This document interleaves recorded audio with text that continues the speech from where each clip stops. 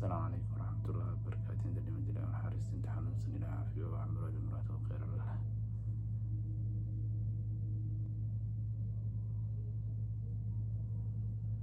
أمني مقاومة غزة هلو إذا إن إسرائيل وشقيني ودلي نيجو سري مقاومة عيسى الدين الحداد بركي وقفوا حسن. أمن المقاومة غزة كلها غي تلك خفلوا إذا نسبت ناصر إسرائيل لابون شيء إنه سوي تلك تليها القسام عز الدين الحداد. أمن المقاومة مرينك غزة يقول واقعي إن فري حكم دلها ولو رضي قف شيء إن توحلي dembiga la shaqeynta hay'adaha sirdoonka Israa'iil iyo ku lug lahaa howlo amniga horseeday dhimashada Falastiiniyiin iyo beegsiga hogaamiyayaasha ka tirsan kooxaha muqaawamada kuwaas oo ku jiro taliyaha guud ee ciidanka Ciizuddin al-Qassam Brigadier Izzuddin al-Haddad.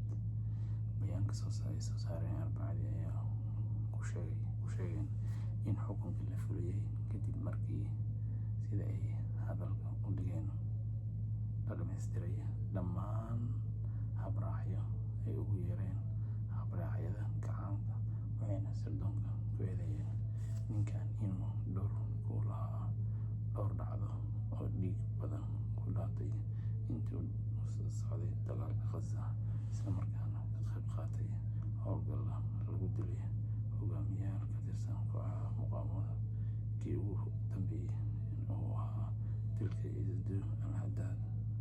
Xamaas ayaa 12 May ee lasoo dhaafay ku dhawaaqday ajenda taliyaha guud ee guutooyinka al-Qassam Izzuddin al-Haddad oo sheegay inuu ku dhintay إسرائيل كفرسي قال غزة تنوى مشروع مصير كي تدك عشقين إسرائيل بيان كامل المقاومة أيا لو شيء إن فلنتا حكم كان قيب كايتاي بلد لو بحثنا تدك لو يدينا لشقين إسرائيل وين كدين أنت أي تاي masiirka dadka la shaqeynaya gumeysiga ayaga uu baaqay dadka ay ka tilmaameen inay ka leexdaan jidka saxda ah inay isu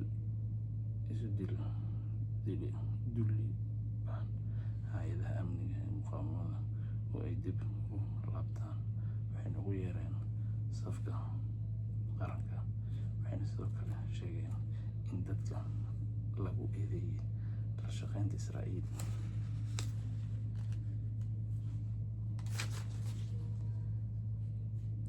aysan mataleynin bulshada Falastiiniyiinta markaana falkooda ay ka hor imaanayaan doorka qoysaska iyo beelaha ee Falastiiniyiinta ee ilaalinta midnimada guud iyagoo ka hortaga qorsheynta Israa'iil.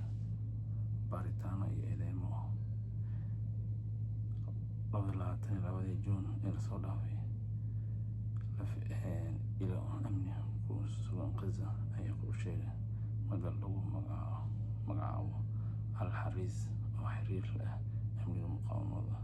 hay'adaha amniga ay qorsheynayeen inay baahiyaan muuqaalo ay ku jiraan qirashooyinka lagu duubay dad lagu eedeeyay in la shaqeynayeen Israa'iil isla markaana la fulin doono ciqaabo ka dhan ah dadka lagu helo dambiyada. ishaasi waxay sheegtay in baaritaanada lagu sameeyay dadka lagu eedeeyay inay muujiyeen sida ay hadalka u dhigeen inay tilmaamo ka helaan sirdoonka Israa'iil si si ay ugu burburiyaan fowdada hubeed iyo falalka kicin kara gudaha marinka Gaza. Xaaladda Gaza, sida ay sheegeen ilo amni oo ku sugan Gaza, Israa'iil ayaa intii socday dagaalka kordhisay adeegsiga shabakadaha dadka la shaqeeya si ay u huriyaan xog sirdoon ula socdaan dhaqdhaqaaqyada hogaamiyaha iyo xubnaha kooxda muqaawamada si loogu fududeeyo beegsiga sirdoon. Ilahaasi waxay sidoo kale sheegeen in hore loo xiray dad badan lagu eedeeyay inay la shaqeynayaan Israa'iil, halka qoysas Falastiini ah ay marar kala duwan ku dhawaaqeen inay ka tirsanaa inay tani saleen xubno qoysaskooda ka tirsan lagu eedeeyay xiriir leh Israa'iil.